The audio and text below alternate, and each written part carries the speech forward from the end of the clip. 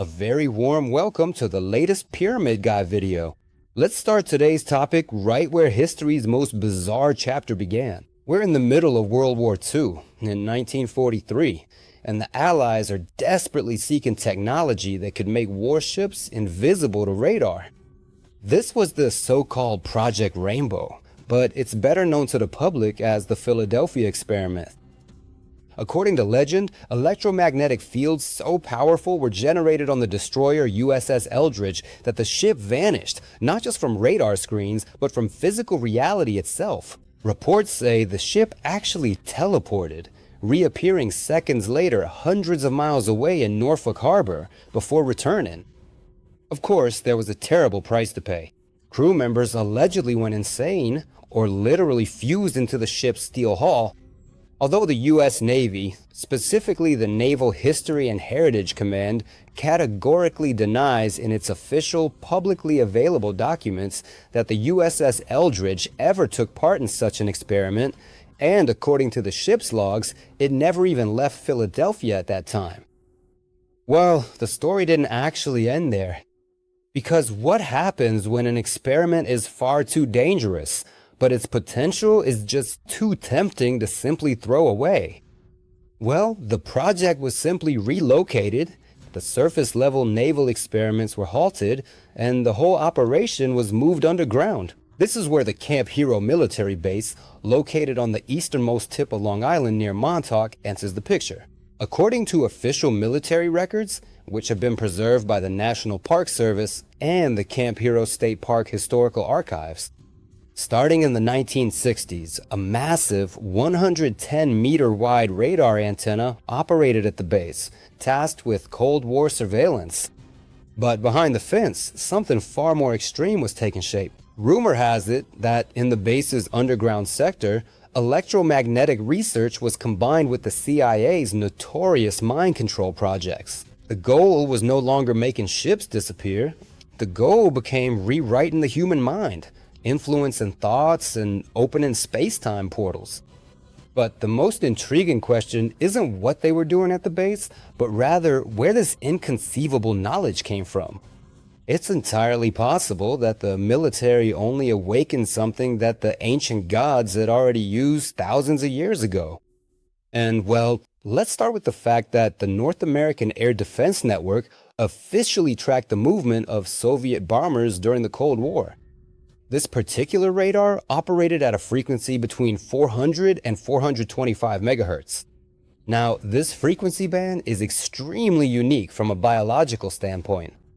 Dr. W. Ross A., a researcher at Loma Linda University, in studies published in the Scientific Journal of the National Academy of Sciences in the 70s, proved in detail that pulsed radio frequency fields at this frequency are capable of altering the calcium ion flow in brain tissues.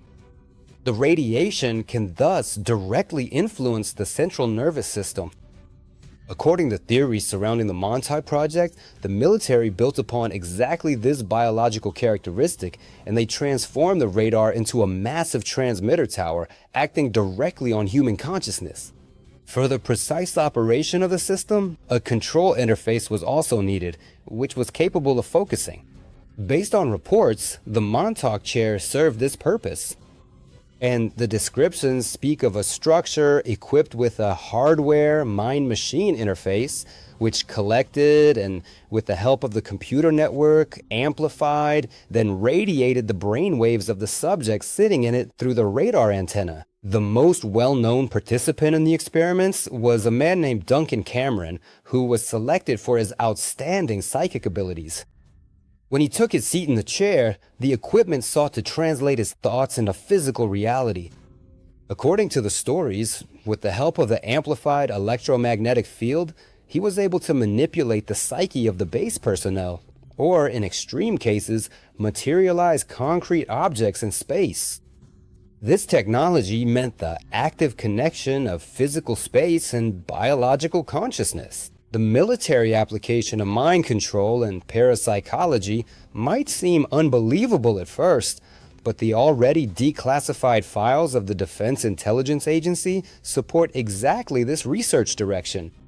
Within the framework of projects codenamed Stargate and Grillflame, financed from the state budget, the U.S. Army investigated so-called remote viewers for decades, and these individuals tried to observe distant Soviet facilities using their minds. In a 1984 CIA document, also made public, records a session where the subject examined the surface and history of Mars with their consciousness. Intelligence, therefore, mobilized serious technological and financial resources for parapsychological research. But let's stop here for a moment and go back to the distant past. Because from the perspective of paleoastronautics, the technology of the Montauk chair leads back to a much older story. In Sumerian and Egyptian depictions, the Anunnaki and celestial deities often sit on such complex thrones that remind one of technical equipment. On their heads, antenna-like accessories can be found, and in their hands, various control devices are visible. And the mind-machine interface at a Montauk Project, in terms of its function, perfectly covers these ancient consciousness-amplifying devices. So the technological parallel also raises this question, whether 20th century engineers developed a completely new device, or if, with the help of modern radar systems, they merely recreated that millennia-old lost technology that once operated ancient stargates and pyramids.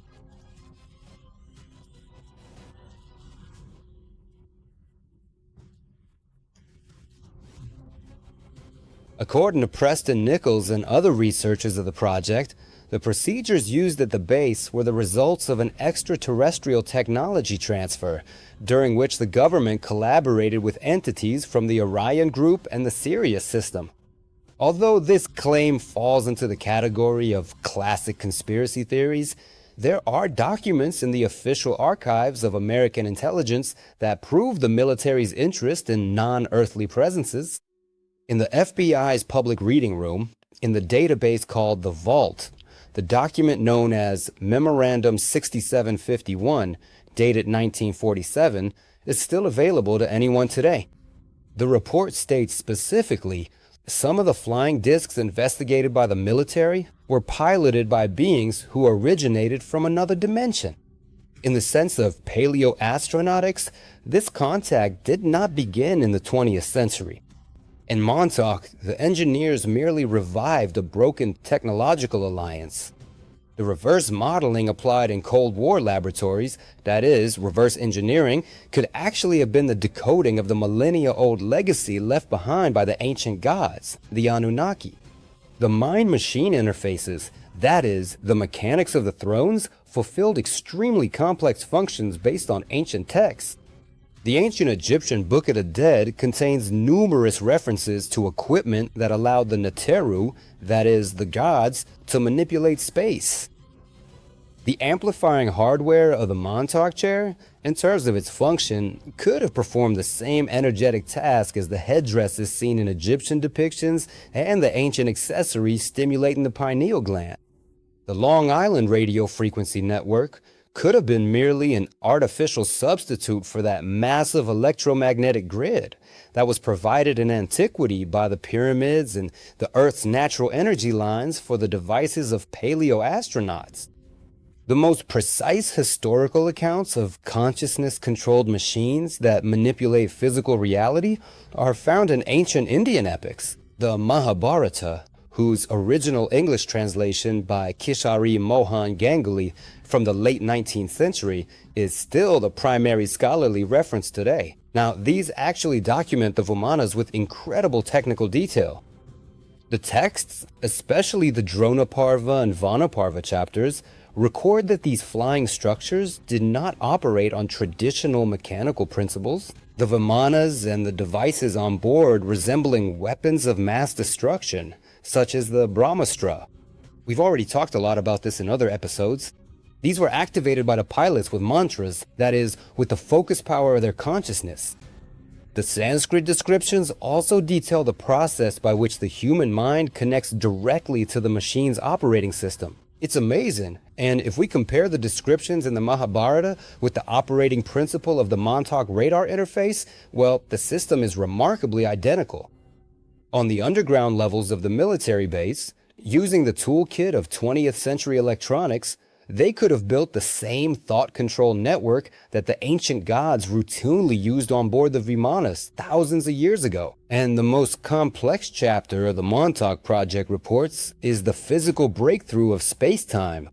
I emphasize again that according to the descriptions, the gigantic electromagnetic fields generated at the base and the psychic impulses focused by the Montauk chair, these could have been capable of warping the fabric of space-time and opening stable gateways, so-called wormholes, into the past.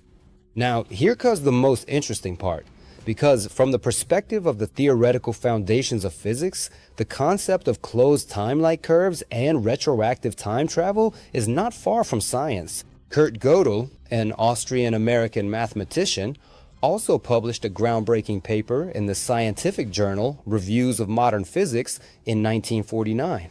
Relying on Einstein's equations of general relativity, Gödel mathematically proved that in a rotating universe, by bending space-time, closed time loops leading to past events are created. The theoretical background of the Montauk experiments was based exactly on this physical principle, meaning that with the help of electromagnetic fields, they artificially created space-time anomalies that provided passage between different timelines. So, if time travel projects were indeed launched from the Montauk base into the past, it could provide an explanation for one of archaeology's most mysterious phenomena, the out-of-place objects, or OOPArts, if we exclude the possibility of a civilization that lived before us.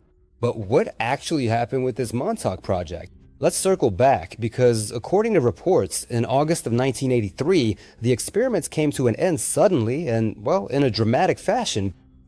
Based on the narrative, the collapse of the experimental network was caused by an entity taking physical form, materializing at the base from the subconscious of Duncan Cameron, who was sitting in the Montauk chair. The equipment overloaded, the infrastructure was damaged, and the leadership decided on the immediate shutdown of the project and the removal of all traces. The underground levels were evacuated, the tunnels were sealed with concrete, and the memories of those working there were allegedly systematically erased. And the official history of the base also includes the sudden preservation of the infrastructure. The documents even record that the military function of Camp Hero ceased in the early 1980s. Following the Air Force's withdrawal, the entrances to the underground bunker system were sealed with a solid layer of concrete for security reasons, and the area was handed over to the Park Service in 1984. The sealed underground levels remain, needless to say, inaccessible to the public to this day. However, there is one thing that even skeptical interpreters must consider. Maybe the whole story is pure sci-fi, and it might all be a fabrication, but the technological concepts raised by the Montauk Project here in the 21st century no longer belong to the category of sci-fi, but rather form part of current scientific research. For example, the development of brain-computer interfaces has reached industrial scales these days.